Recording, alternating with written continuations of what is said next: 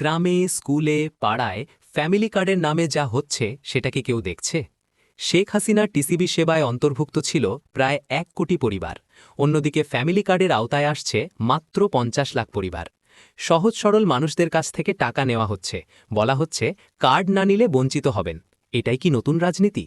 যদি বিএনপি সত্যিই আলাদা হতে চায়, তাহলে এখনই সময় অযোগ্য সন্ত্রাসী মানসিকতার মানুষদের দল থেকে সরানোর। আজকের ভিডিওতে আমরা কথা বলবো সেই তৃণমূলের বাস্তবতা নিয়ে।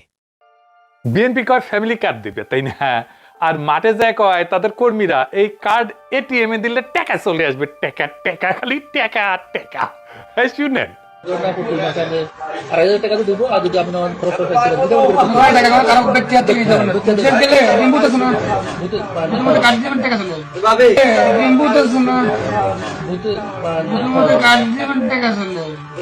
শুনেছেন?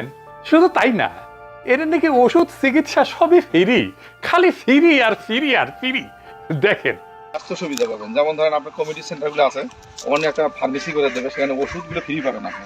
আবার বড় কোনো অসুখ হলে ঢাকা, রংপুর বা বাইরে চিকিৎসা করতে গেলে এই কার্ডটা যার থাকবে, সেই কার্ডের মাধ্যমে আপনি চিকিৎসার সুবিধা পাবেন। হতে ধরেন 10,000 টাকা খরচ হলো, সরকার 30% হয়তো ওখানে দেবে, আর বাকিটা 70% সরকার ভর্তুকি দেবে।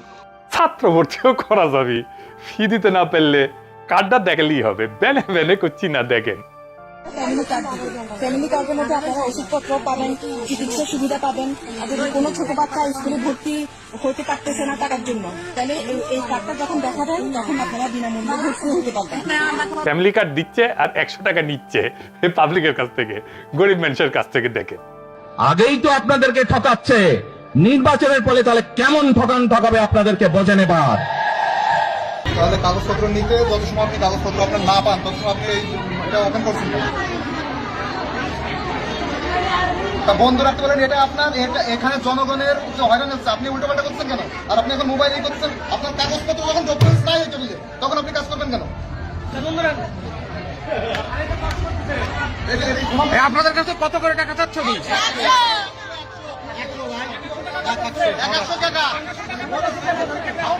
দেখেছেন, এই যে রাজধানী করিচ্ছে ফ্যামিলি কার্ডের নামে ভোটের মাঠে, কোনো জবাবদিহিতা করলেন নাই। তো ইনকা একটা বুদ্ধিজীবী সাইমুম পারভেজ সম্প্রতি একটা টক শোতে বিএনপির ফ্যামিলি কার্ড প্রোগ্রামকে জাস্টিফাই করতে গিয়ে এক গাদা চাপাবাজি করেছে। আগে ভিডিওটা দেখে আসি। হ্যাঁ, দেখেন।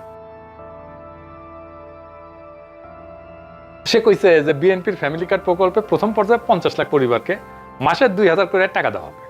ভালো কথা। তো এসব খরচ আসবে কোথায় থেকে? এই বুদ্ধিজীবী অঙ্ক করে দেখা দিচ্ছে যে 50 লাখ পরিবারকে মাসে 2,000 টাকা করে দিলে মাসে খরচ হয় 1,000 কোটি টাকা, অর্থাৎ বছরে 12,000 কোটি টাকা। এরপর সে কয় বাংলাদেশ সরকারের বাজেটে সোশ্যাল সেফটি নেটের বাজেট নাকি বছরে 1,16,000 কোটি টাকা।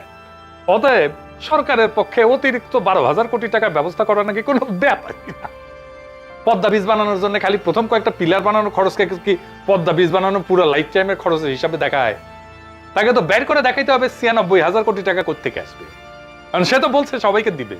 তাহলে 96,000 কোটি টাকা কোত্থেকে আসবে? এটা তো বিশ্ব বাটপাট দেখতেছি। এই বাটপাড়ি কার কাছ থেকে শিখেছে? বাটপাট তারে ওর জোট সঙ্গে হওয়ার পর থেকে কি বাটপাড়ি শিখেছে? বাড়িতে বাটপাড়ি এদের। এটা কি দেশের জনগণকে এতই উজবুক মনে করে? এরা ভাবছে আমরা এখনো 60-এর দশকে পড়ে আছি, অর্থনীতি নিয়ে যা ইচ্ছা ভুংসুং চাপাবাজি বয়ান মানুষকে গিলাবে, আর কেউ এসব ধরতে পারবে না। এইসব চাঁদাবাজেরা তো নিজের পকেট থেকে টাকা দিবে না, সরকারি কোষাগারে টাকা ছাপা এই সমস্ত খরচ দিবে।